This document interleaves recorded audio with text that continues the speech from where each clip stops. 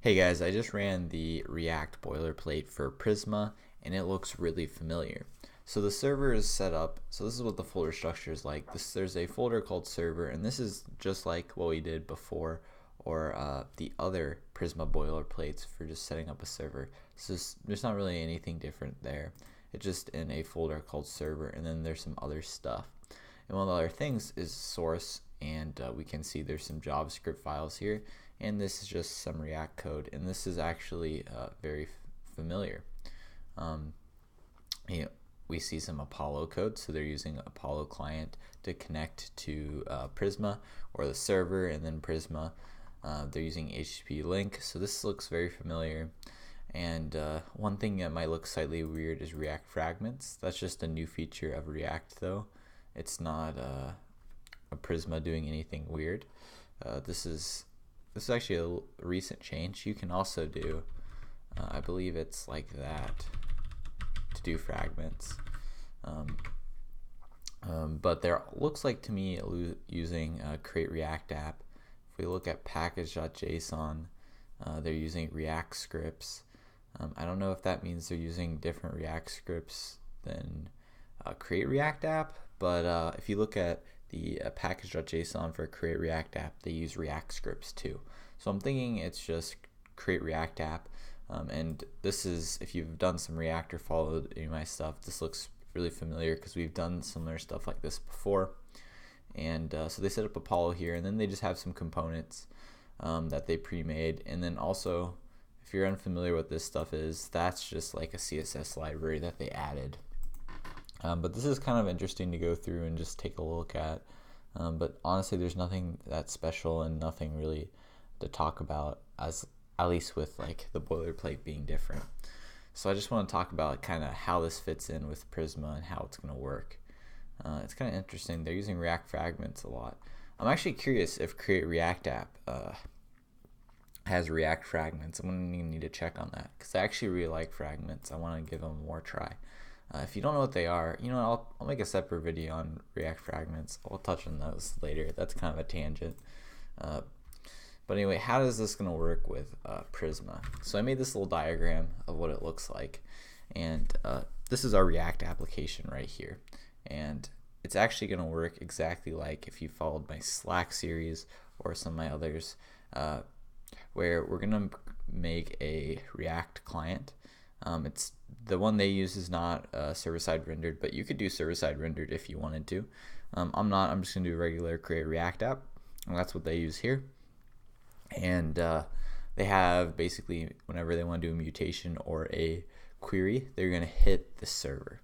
So the server is the one. Now this is some server boilerplate that Prisma gave us. So that's in this server folder here, and we see the index.js. We can see they gave us GraphQL Yoga, and then we can, we're creating a new Prisma instance. And now our server here is then going to make a request to the Prisma service. So this is basically handles the MySQL database for us, so we don't have direct access to it. And all of this is running in Docker. These two guys right here are running in Docker. So our server here is going to connect here and make a request, and then it's going to handle the request, grab the data from MySQL, and then it's going to fulfill it over there.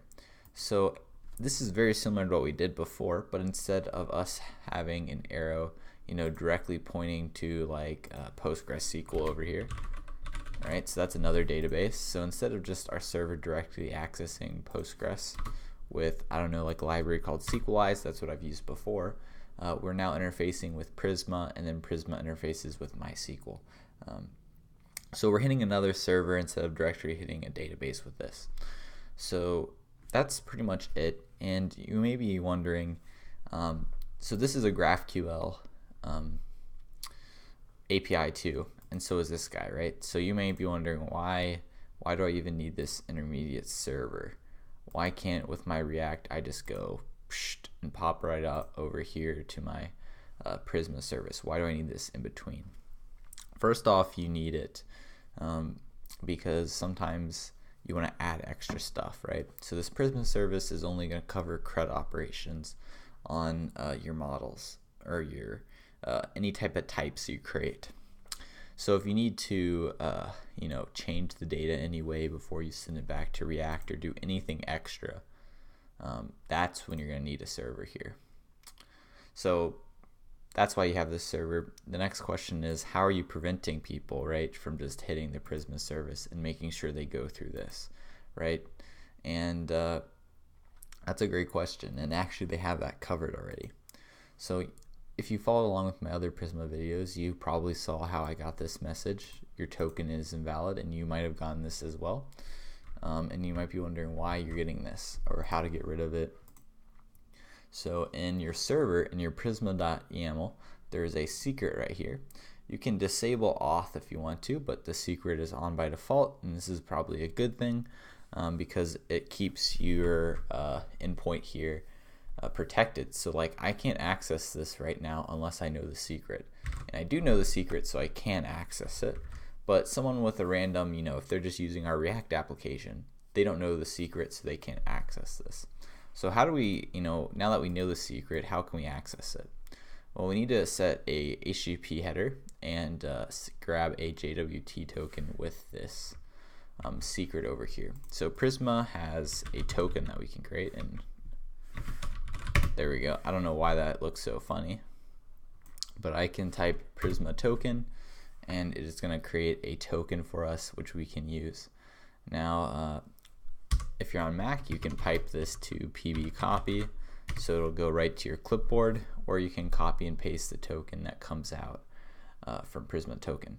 But with this token, you can come on over here to HTTP headers, and notice how I'm directly interfacing with the Prisma. This is the Prisma service playground, GraphQL playground I'm doing right now. So I'm going to say authorization, paste in my token, and then I'm just going to give this a refresh. And let's see, I can see my posts now here and create posts, and we can just query this guy. So posts, run it, and now we can run this thing. Now if we fudge up this token, we're going to get deauthorized again. We can just like chop some stuff off. There we go. So if we have a bad token, you'll notice how we can't authorize. We can still see our docs, it looks like, but as you can see, we can't access it. So you need to pass in a good token. So this is a protected endpoint automatically. This is not a protected endpoint automatically. So we're going to be setting up authentication and permissions on this, and we can do it just like I have in a Express server before, and you pretty much are given total flexibility with it.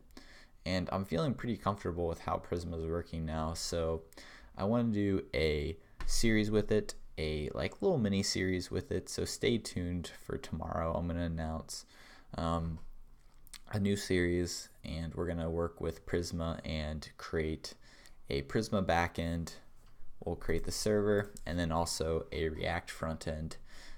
Maybe we'll do React Native. I don't know. Either one works. You know what? Everyone seems to be doing, since the boilerplate is already for React, let's do React Native, since there'll be less stuff. There'll be less content out there for React Native, and I've done more React stuff anyway. So yeah, and you'll see how this actually works in practice, having these guys talk to each other. But check out the React boilerplate. It's pretty cool. And we'll do something very similar to it in our series. But that's it for this video, guys. Thanks for watching.